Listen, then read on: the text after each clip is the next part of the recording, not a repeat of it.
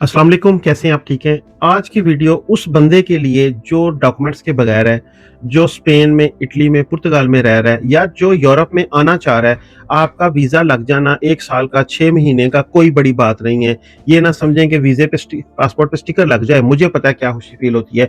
मैं इन चीज़ों में एक दफ़ा नहीं बड़ी दफ़ा गुज़रा हूँ कि बंदा कहता है जी अब मेरे पास दुनिया की सारी ताकतें आ गई हैं, मेरे पासपोर्ट पे वीज़ा लग गया और ये खुशी का जो है ना, ਇਹ ਜਿਹੜਾ ਮਟਕਾ ਸਿਰ ਤੇ ਚੁੱਕਿਆ ਹੁੰਦਾ ਹੈ ਨਾ, ਉਦੋਂ ਠਾ ਹੁੰਦਾ ਹੈ ਜਦੋਂ ਬੰਦਾ ਉਸ ਮੁਲਕ 'ਚ ਪਹੁੰਚਦਾ है। हफ्ता डेढ़ 2 बंदा उत्थे रहिंदा ते फिर हकीकत समझ आती है।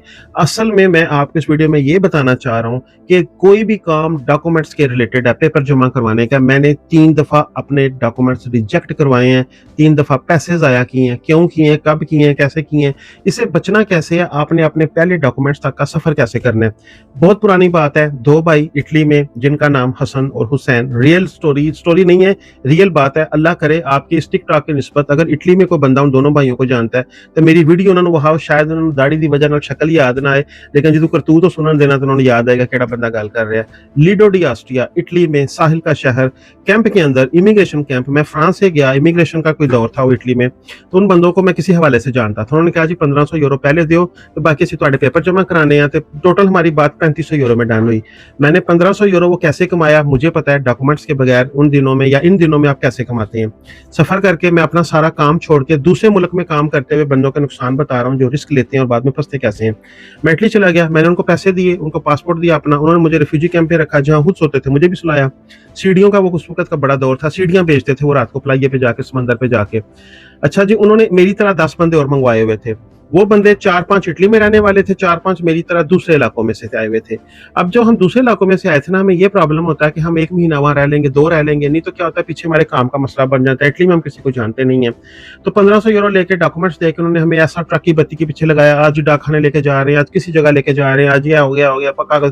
एंड पे क्या हुआ, मैंने सोचा यार कि चलो इतबार किया उन पे, हमने सोचा चले हम चलते हैं वापस अपने जहाँ से हम आए हैं वहाँ पे जाके काम करते हैं, पैसे भी खत्म हो गए हैं तो ये हमें राब्ते में रहेंगे। एक फ़ोन नंबर उन्होंने दिया हुआ था जो राब्ते में रहेंगे।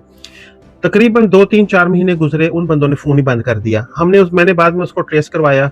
उन बंदों ने ब्रेशिया में आके ग्रोसरी की दुकान खोली, दोनों भाइयों ने, ਜਿਹੜਾ पैसा ਏਜੰਟਾਂ ਕੋਲ ਇਕੱਠਾ ਕਰਕੇ ना बेचारे बंदियां ਕੋਲੋਂ उन्हें अपनी दुकान पा ली। तो कागज ਤੁਹਾਡੇ खसमां ਨੂੰ खान जिथे मर्जी गए, 2 नंबर कागजों के ऊपर स्टैंप लगा के, उस वक्त फैक्स का दौर था, मुझे फैक्स कर दीजिएगा आपके पेपर जमा है। पेपर जब चेक करवाया उनका जिसका रिकॉर्ड ही को नहीं है। वो 1500 यूरो भी गया।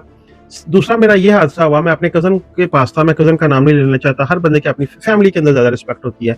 अच्छा जी, उस बंदे ने ना मेरे नाम पे किसी तीसरे बंदे को पैसे दे दिए जी, स्पेन से पेपर जमा करायो। उस बंदे ने की कीता, पैसे यूज़ कर ले, तकरीबन 2500-3000 यूरो पैसे यूज़ कर लिए और बाद में उसने भी मुझे ऑफरता दे त्राबा हुआ। तो मुझे बाद में जाके पता चला ना कि ऑफरता दे त्राबा होता, वो कॉन्ट्रैक्ट तो नॉर्मल बना के अपनी कंपनी का ऊपर नाम लिखा हुआ, मेरा नाम, तो ऊपर वैसी मोहर लगा दी, कोई भी मोहर, किसी इंप्रेस के ऊपर मोहर लगा के मुझे फैक्स करके पेपर भेज दिए जी तुम्हारे पेपर जमा है। 4-5 महीने गुजर गए। जो लड़के जाके वहां पे रह रहे थे या जो मेरे दोस्त स्पेन में रहते थे उन्होंने डॉक्यूमेंट्स ले लिए, मैं होती फिर टलियार खड़कता रहा। बात करने का मकसद है वो भी पैसे गए, मेरा टाइम जाया हुआ। अब जो बंदा जिस कंट्री में है, मैं हर वीडियो में आपको कहता हूँ, आपको पता ही नहीं है, आप जर्मनी 10 साल रहे, आप स्पेन चले गए, तो मैं ऐसे बंदों को जानता हूँ, मैं उनका नाम नहीं लेना चाहता, वो भी टिकटॉक मेरी देखते हैं कि वो गरीब एयरपोर्ट से उतरे ने, अगले बंदे ने उन्होंने लाइब्रेरी कार्ड का 100 यूरो, बस कार्ड बनवाने का 100 यूरो, हर कार्ड बनाने का उन्हें 300-400 यूरो फाड़ के जेब च पा लिया। तो जब 4-5 दिन गुजरे ना, तो उस बंदे ने दोस्तों के साथ मिलना शुरू किया, तो कहता है मैं तो 500 यूरो दे छड़िया ना सारे कार्डों का। बात करने का मकसद है जब आप उस कंट्री में रह नहीं रहे होंगे तो कागज तो कितों लेने ने। किस्मत अच्छी लोगों को मिल जाते हैं, लेकिन अगर जिस कंट्री के आपने डॉक्यूमेंट्स लेने हैं, जिस कंट्री में जाके आपने रहना है, आपको वहीं पे रहना चाहिए जब तक परमानेंट कार्ड नहीं मिल जाता। हम लोग पैसे के पीछे ज्यादा भागते हैं। पैसा जो है ना वो आता है, लेकिन आपके साथ प्रॉब्लम्स भी क्रिएट करता है। डॉक्यूमेंट्स आप स्पेन के यूज कर रहे हैं, रहे आप फ्रांस में रहे हैं, आने जाने में प्रॉब्लम्स हैं। अब जो नया दौर आ रहा है, नई चीजें हैं, नया सारा कुछ, हर चीज ऑनलाइन ट्रैक हो जाता है। आप एक्स्ट्रा एरिया में जाते हैं, आप खुद बात नहीं कर सकते, टॉपिक फिर किस तरफ चला जाएगा। मेरा आज की ये वीडियो सिर्फ नए बंदों के लिए, जिनके पास डॉक्यूमेंट्स नहीं है या जो नए आना चाह रहे हैं। जिस मुल्क में है उतों का 6 महीने का वीजा, जो 1 साल का वीजा, अगर एक्सटेंड हो सकता है तो करवाएं, नहीं एक्सटेंड हो सकता तो जो स्टेप लेंगे आप स्पेन में जाकर रहना, तो फिर 2 साल वहीं पे रहें, मूव करने के चक्कर छड़ दो, किसी बंदे पे एतबार ना करें। बहुत ज़्यादा दोस्तों ने जी ऑनलाइन मैंने अपने डॉक्यूमेंट्स भेज दिए, अगले बंदे मेरी पदरून करवा छड़ी है। एआई का दौर है, आप मुझे कोई डॉक्यूमेंट दें, मैं स्कैन करूँगा, मैं कहूँगा जी इस डॉक्यूमेंट में ये नाम खत्म करके ये लिख दो, विद इन 2 मिनट्स मुझे नहीं जेपीजी इमेज आ जाएगी, मैं आपको भेज दूँगा, लो जी ਤੁਹਾਡੇ पेपर जमा ने की कर लोगे। ना उसने चेक होना है, जब तक आप खुद नहीं आएँगे कोई बंदा चेक नहीं करवा सकता। ये सारी वो चीज़ें हैं और तीसरी दफ़ा जो मुझे डॉक्यूमेंट्स मिले हैं स्पेन में, उन्हां बंदियां दा भी मैं नाम नहीं लैंदा, शराफत समझो मेरी, वो बंदा मैनू उमरे ते जांदियां मिलिया मैड्रिड एयरपोर्ट ते जनाब पिलर है मैड्रिड एयरपोर्ट के बड़े-बड़े, उहदे पीछे छपदा फिरे। नज़र मेरी पै गई, उन्हें बाल कटाए, अभी उम्रे पे जा रहा था, बाल कटवाए हुए, पहले उसने बाल बड़े रखे हुए थे। तो मैं चौधरी किथे छपदा फिरना है, पंजाबी में बोलता हूँ। ते रंग ओहदा उड़ गया, मैं चला तू अल्लाह दे घर है, पर अपने गिरेबान च ऐ सोच के जाई रब दे घर कि जेड़ा मेरा तू 1500 यूरो, ये तीसरा 1500 है। मैं 1500 ते जेड़ा ना डंग मनू मचदा है, तकरीबन 6-7 हज़ार यूरो मैंने ज़ाया किया है, मैंने बहुत टाइम वेस्ट किया है। लेकिन दूसरी तरफ मेरा अल्लाह जो करता है बेहतर करता है। मेरे लिए कुछ चीज़ें नेगेटिव नाकामी हुई, कामयाबी एकदम से नहीं मिलती, इसके पीछे बड़ी मेहनत होती है। मेरा जो यूरोप में एंट्री का रिकॉर्ड है, सबसे पहले वो यूरोप की डंकी है। आई मीन उसके बाद फिर मैं वापस चला गया, वापस जाके मैंने दोबारा से अल्हम्दुलिल्लाह सारा बिज़नेस स्टार्ट किया, हर चीज़ करके। ये कोई 1-2 साल की कहानी नहीं, ये this is a big history इसके पीछे। और फिर स्पेन में आना दोबारा से अल्हम्दुलिल्लाह, मेरे साथ फिर वो भी दोस्त हैं, मेरे वो कज़न भी हैं, अल्लाह उन्हें ज़िंदगी दें, फैमिली के बंदे हैं। वो अलहदा बात है कि उन्होंने मैनू बुलांदे नहीं, क्योंकि वो समझते हैं कि हुण मैं जिहड़ा ना बहुता कामयाब हो गया। शायद पता नहीं की मसला है, हर बंदे नूं बीमारी हुंदी है कि जदों तुसीं थोड़े जिहे स्टेबल हुंदे हो ना, तो जिहड़े ना वो फिर जेलस होना शुरू हो जाते हैं। लेकिन मेरे दिल में अभी तक भी उनके लिए कोई ऐसी हलश नहीं है, कुछ नहीं है। उन्होंने मुझे मशवरा दिया कि आप स्पेन में आके पदरून करवाएं, 2-3 साल यहाँ पे रहें, और पहली पदरून भी उन्होंने ही मेरी करवाई थी। कोर्सेज, एक अच्छे बंदे का मिल जाना, मैं अपनी पूरी जिंदगी में उस बंदे का एहसान नहीं भूल सकता।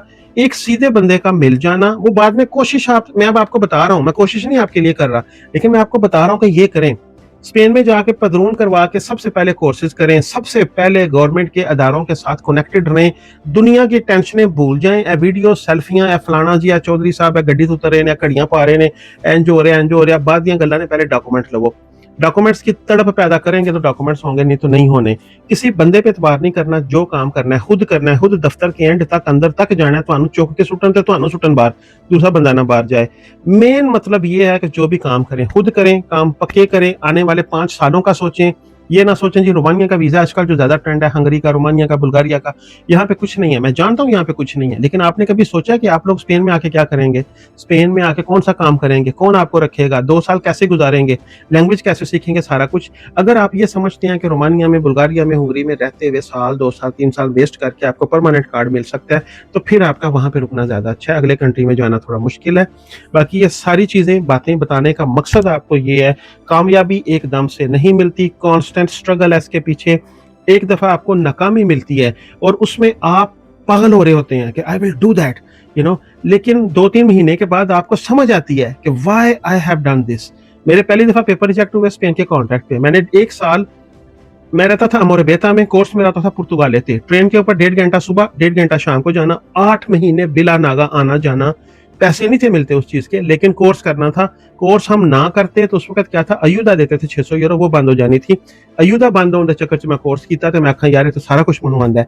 लेकिन जब मेरे पहली दफा कॉन्ट्रैक्टों के पेपर रिजेक्ट हुए और दोबारा से मैंने क्विंटा प्रोपिया ऑटोनोमो बिजनेस बेस पे पेपर लिए, वही सर्टिफिकेट, और मैंने अकेले ने नहीं लिए, दूसरा बंदा, अल्लाह करे मेरी वीडियो वेखदा होए, एंड वाला ओहदा नाम है, तुहानू दस देना, तारड़।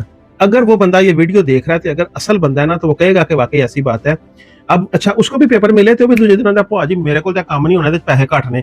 हालांकि उसके पास सर्टिफिकेशन की प्रोफेशनल इदाद नहीं था। हमने 2 बंदों ने मिलकर कम्युनिदाद बीएनएस बनाई थी कंपनी, और हम दोनों को पेपर मिले थे। और उस बंदे के पेपर उन्होंने पहले रिफ्यूज कर दिए थे कि आपके पास तो सर्टिफिकेट ही नहीं है मोबाइल की रिपेयर की दुकान के, आप कहाँ से लेंगे पेपर?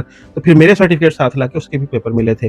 और जिस दिन पेपर पास हुए थे, उसने कहा था जी मेरे हाथ हो गए थे, मैं उत्थे हो गया, मैं मुंह तकदा रह गया कि चौधरी साहब दी गल्लां किथे गईयां ने। बाकी कोई नहीं बात, जो भी करना है खुद करें, अल्लाह पे भरोसा करके करें, और बात की तह तक जाएं, हर चीज का पूरा इंक्वायरी करें। आने वाले 2, 3, 4, 5 साल सोच के रखें कि बाद में क्या होगा। फिर मिलेंगे, टेक केयर, अल्लाह हाफिज।